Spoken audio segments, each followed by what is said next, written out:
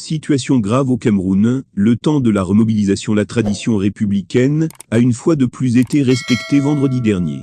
Le président de la République, Paul Biya, s'est adressé à ses jeunes compatriotes dans un message radio-télévisé, à l'occasion de la 57e édition de la fête à eux dédiée.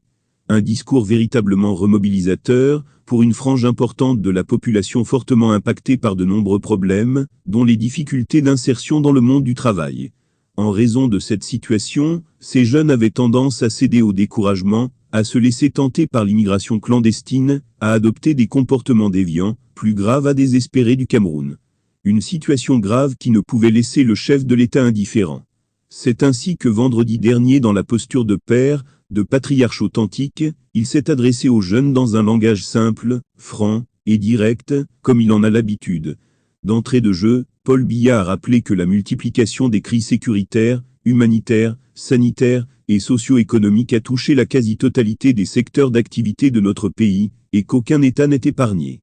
Malgré ce contexte qui a ralenti la vitesse d'exécution de certaines politiques publiques, le président de la République n'a pas changé de cap. Le capitaine du bateau Cameroun est resté rivé sur les objectifs que les Camerounais se sont fixés: bâtir une nation forte, une économie prospère, un pays fier, libre et uni dans sa diversité.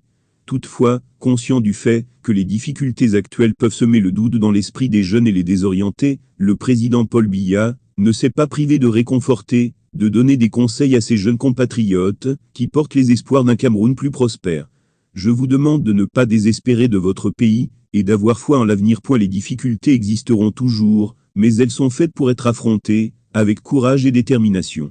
Dans le souci de favoriser l'insertion des jeunes dans le marché de l'emploi, le chef de l'État, en homme avisé, a également donné une plus grande impulsion à l'auto-emploi.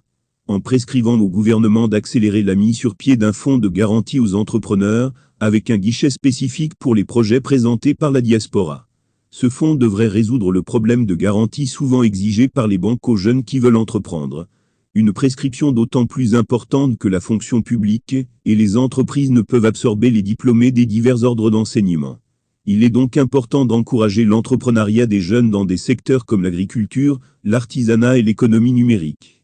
Pour que les jeunes aient plus de chances de s'insérer dans le milieu du travail, ils doivent continuer à s'éduquer.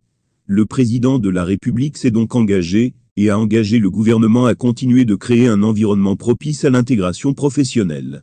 C'est ainsi qu'il a prescrit l'extension des formations professionnelles et d'excellence, et la transformation des SAR/SM en centres de formation au métier.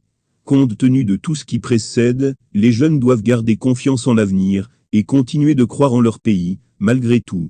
Ils doivent surtout s'éloigner des comportements déviants, et de la violence sous toutes ses formes, à travers un usage responsable des réseaux sociaux.